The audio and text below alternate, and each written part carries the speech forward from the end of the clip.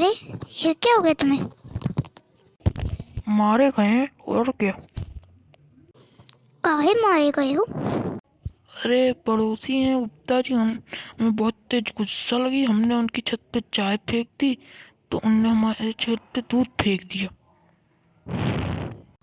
तो पीटे क्यों गए हो? अरे यार तुम तो पहले पूरी बात सुनते नहीं हो।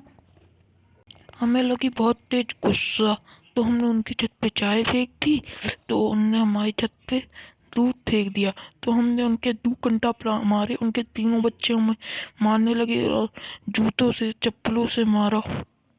नाम बताओ। नाम नाम डैका। प्रभु, मालिक, अपना नाम बताओ। हमने सोचा लड़के का नाम पूछा। अगर किसी को एक बार में बात समझ में आ जाए तो खोपड़ी तोड़ ले। समझाते समझाते खोपड़ी में छेद हो जाता है हमारी।